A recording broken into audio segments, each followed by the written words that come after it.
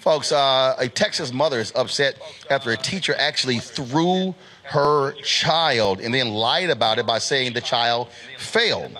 So, 14-year-old Quintin Proctor attends the Round Rock Independent School District's Goals Learning Center, a school for kids who qualify with an emotional disturbance. Well, on April 29th, 2022, the teen was being escorted out of his class by two female teachers for disturbing the class. Well, they took him to the cool-down room. At some point, the assistant principal, Jacob Thomas, came to relieve the two women. Quintin says he thought he could leave with his teachers. When he tried to walk out of the room, Thomas threw him back in, making him hit his head on the wall. Quintin's mom, Tatiana Alfano, got a call and an email from the school alerting her of the incident, saying her son was defiant, fell down, and hit his head. Quintin told her he did not fall, but was thrown down. She requested the video and saw exactly what happened. Here's the school district statement about the incident. The district's investigation is complete. The staff member is still employed but not assigned to Goals Learning Center. He is currently working on administrative projects at the district's central office. She was not particularly happy with how the school handled the situation and reached out to the Department of Family and Protective Services to review the case. They ruled that it was reasonable to conclude that the alleged abuse and neglect did not occur. Unhappy with that, she posted the video on social media. The school district reached out to her lawyer and offered $10,000 to delete the video and sign a non-disclosure form. She declined. Randy, what the hell? First of all, how do you continue to employ an assistant principal and they lied? The video shows the kid was being thrown into a wall and the person is still employed. How about not lying and then you're going to offer 10 grand to delete the video? I'm glad she posted it because the Round Rock School District, which is a suburb of Austin, Texas, they are flat out lying. And this is someone that's parents have to entrust their kids with every day. I mean, how can you trust someone who will just blatantly lie about something that happened and also become just violent with a child? I watched the interview with this young man and, he just seemed like a kid. He seemed innocent. And it's just a shame that he was handled by a grown man this way, a grown man who said that he was dedicated to nurturing children and helping children. He is throwing a child like this. To me, it even looked like he hit him in the end.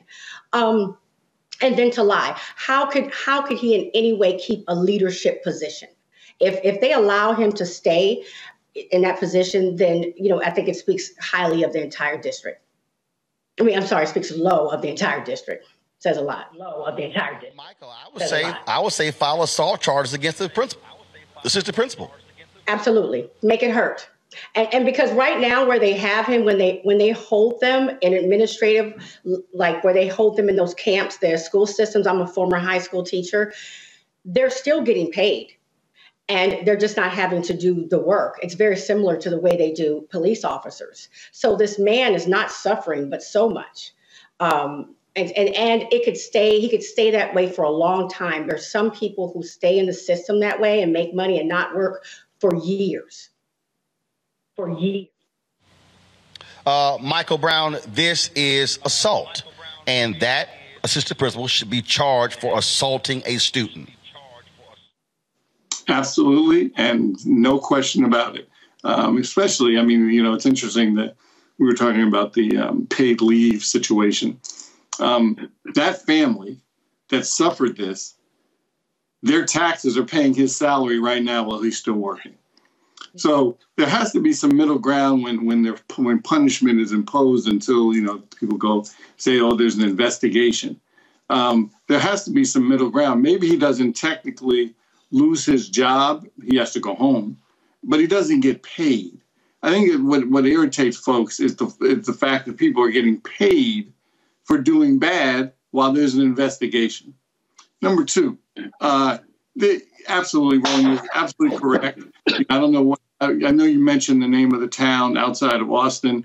We'll see what the DA does. There actually should be no question this is assault, because keep in mind, he can't call it self-defense. The young man did nothing to cause this person to commit an assault and battery against him. So from my standpoint, you're exactly right. Should be charged. I have no idea what the DA is going to do. And how they act with impunity. and, oh, you know what? Just delete it and we'll send you a check. You know, that's the same. It's so tired and typical. And that's what impunity does. People think there are no consequences. All right, folks, back to our Roland Mark Unfiltered video in just one moment. Welcome to Atlanta, one of the most expensive housing markets in America. But rather than help out, Brian Kemp cashed in. He made hundreds of thousands of dollars in real estate. His net worth skyrocketed.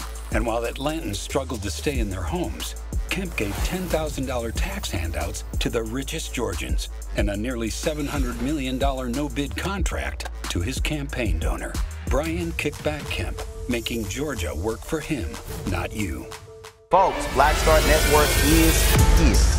Oh, no punches! I'm real revolutionary right now. Support this man, Black Media. He makes sure that our stories are told.